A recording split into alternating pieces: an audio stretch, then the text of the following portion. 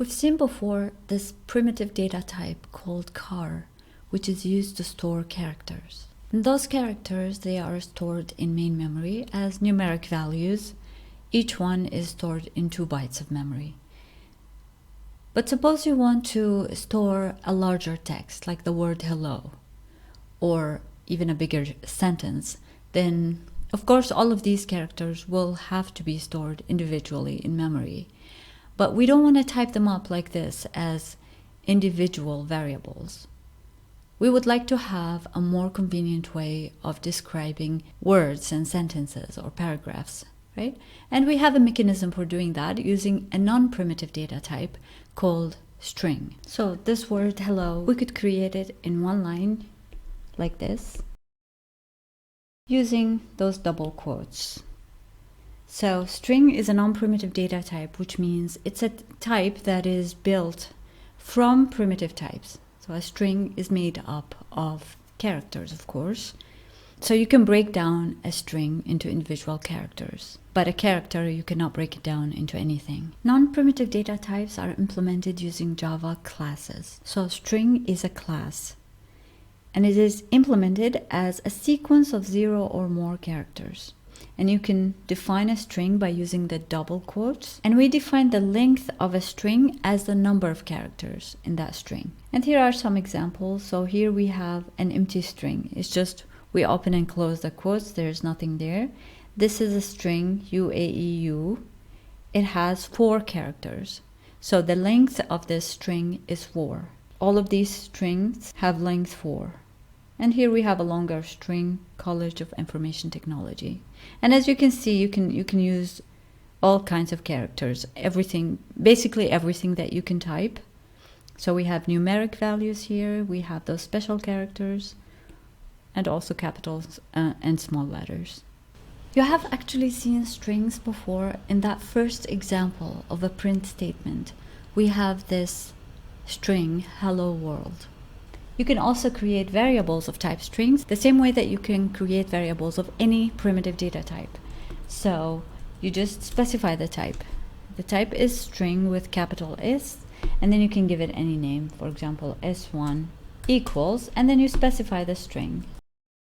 Okay, so in the print line statement, you can just put that variable S1, and this will just print that string hello world.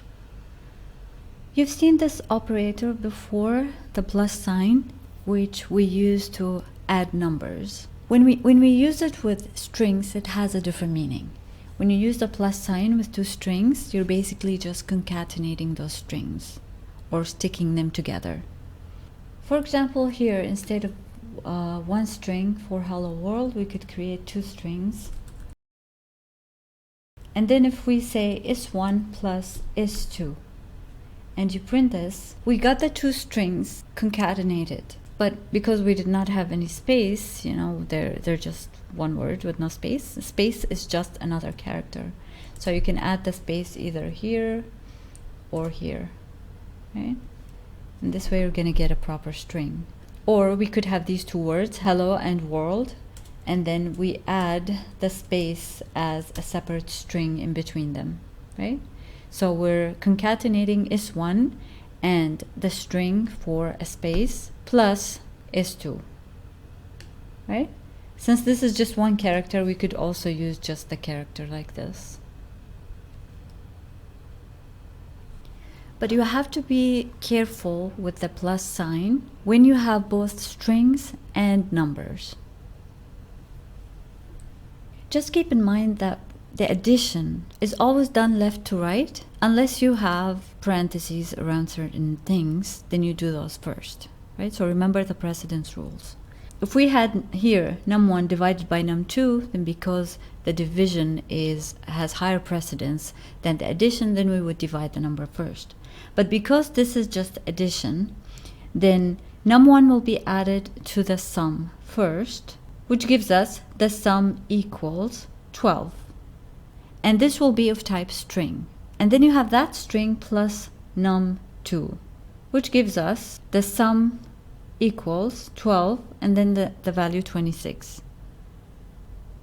So now if you actually want to add those numbers first before concatenating them to the string, then you would have to surround them with parentheses like this. Here's another example. So we have here the string hello world. So if you add to it a number like 12 and then add also 13, right? So the 12 will be added to the string and 13 will be added to the resultant string. But if you want to just add them first, you would have to surround it with parentheses like this. So the result is 25 and that is added to the rest of the string. And because this is done left to right, if you put those numbers in the beginning, like 12 plus 13 here, and then you add the string, what do you expect the result would be?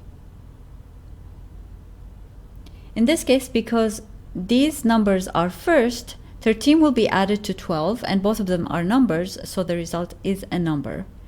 And then you add the string to that number 25, and the result will be string, and then the rest will be all strings. Okay, so this is only because the addition and all operators that have the same precedence are done left to right. Unless you surround something with parentheses, then those parts will be done first.